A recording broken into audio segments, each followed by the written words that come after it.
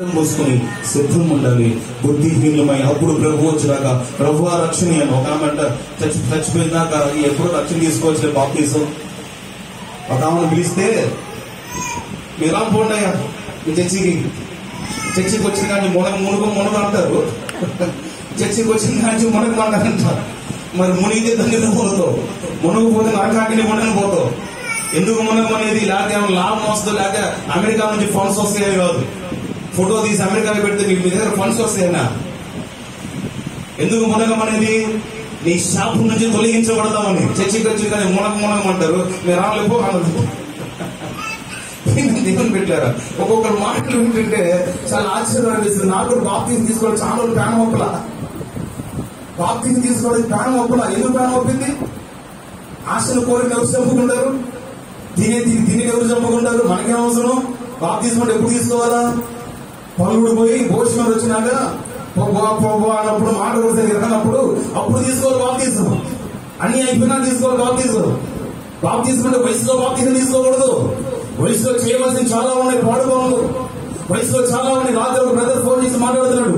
అన్నా, లోకంలో నేను బ్రతికి అందరి చేత చీచా అనిపించుకోవడానికంటే నా యవ్వన జీవితం 23 సంవత్సరాలు. నాకు నా జీవితాన్ని దేవుని చేతిలో పెడతాను. గట్టిగా స్తోత్రం చెప్పండి.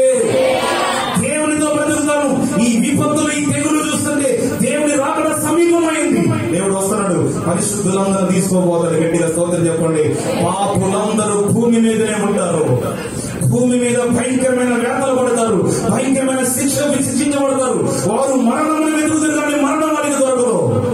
మరణం కోసం పరిగెడతారంట. ఇప్పుడంటే తెచ్చుకోవాలనుకుంటే చిన్న గడ్డి మందో లేకపోతే ఏదో ఒక మందో ఎలక మందు 2% వాటికి కష్టం వచ్చింది. ఏ మందు పెడితే ఆ మందు తాగి చచ్చిపోతున్నారు. అప్పుడు ఆ టైంలో అంటే మరణం దొరకదు అంట. ముయ్యి దొరకదు, పొయ్యి దొరకదు. మరణం చచ్చిపోవాలనిపిస్తుంది, మరణం దొరకదు. మెట్టలు వస్తాయంట, ముద్దులునే కొడతాయంట. కుడితే అది భయంకరమైన వ్యాధి అంటండి, భయంకరమైన బాధ అంటండి. అటువంటి శ్రమలు మనం తప్పించుకోవాలంటే ఈ లోకంలో ఉన్నప్పుడే యేసుక్రీస్తు సొంత రక్షకుడు అంగీకరించి మనం బాప్తిసం పొంది యేసయ్య శరీరాన్ని పూజించి రక్తాన్ని సేవించి సిద్ధపడి ఎప్పుడు తెచ్చిపోయినా కానీ రాజ్యానికి వస్తారు. ఇది సిద్ధపడండి. క్రైస్తవుడికి ఒక నిరీక్షణ ఉందండి. క్రైస్తవుడికి ఒక విశ్వాసం ఉంది, నిరీక్షణ ఉంది. అన్ని చేయడు ధనవంతుడు నిరీక్షణ లేదండి. కోడెల శివప్రసాద్ తెచ్చిపోయాడు. కోడెల శివప్రసాద్ గొప్ప కూడా మంచి లీడర్, గొప్ప నాయకుడు. ఎక్కడున్నా మంచి అభివృద్ధి చేస్తాడు. మంచి నాయకుడు. ఆయన లోపల మనకు అవసరం కానీ మంచి నాయకుడు, మంచి పవర్ఫుల్ మ్యాన్. సీఎం దగ్గరికి వెళ్తే సంతకం పెట్టమంటే పెట్టాల్సి ఎందుకు ఏంటి సీఎం అంటారు వీలేదు. సీఎం దగ్గరికి వెళ్ళి దీనికి సంతకం పెట్టమంటే ఈయన పోయి సంతకం పెట్టమంటే చంద్రబాబు నాయుడు సంతకం పెట్టాల్సిందంట. ఇది ఎందుకు ఏంటి ఏం చేయాలనుకుంటాం డైలాగ్ ఉండవు. అంత పవర్ఫుల్ మ్యాన్ కోడెల శివప్రసాద్ గారు. అంత గొప్ప వ్యక్తి ఆయన. లాస్ట్ ఆయన ముగింపు చూస్తే ఎంత దారుణంగా ఉన్నటువంటి దేవుడు పెట్టారు. నువ్వు ఎంత గొప్ప వ్యక్తులైనా కావచ్చండి, మనశ్శాంతి లేకపోతే మరణమే మనకి ఆకుతైపోతే మరణానికి దేవుడు పెట్టారు. లాస్ట్ ఆయన ముగింపు చూస్తే అక్కడ అపార్ట్మెంట్ ఆయన గురి వేసినట్టుగా చూస్తూ ఉంటాం. దేవుడి చేతిలో పెట్టడం గొప్ప తల్లిత, అలా చచ్చిపోవడం గొప్ప తల్లిత. మన ప్రాణాలు మనం తీసుకుని ఇచ్చిన రకాన్ని కూడా వెళ్ళిపోతాం. ఎవరు కూడా తన ప్రాణాలు తీసుకోవడం. మళ్ళీ చెప్తున్న దేవుడి సేవకుడిగా ఎన్ని శ్రమలైనా ఎన్ని కష్టాలైనా దేవుడు పంపించిన దేవుడిని మనం తీసుకుని వెళ్ళిపోవాలి.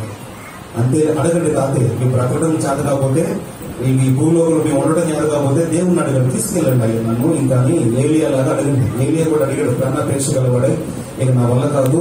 ఆమె అయితే ఏం పేరు నా పేరు యజ్బేల్ అయితే నన్ను తరుముతా ఉంది, నన్ను సంపాదన చూస్తూ ఉంది. నీ కోసం నేను ఒక్కడే రోషంగా నిలబడ్డాను.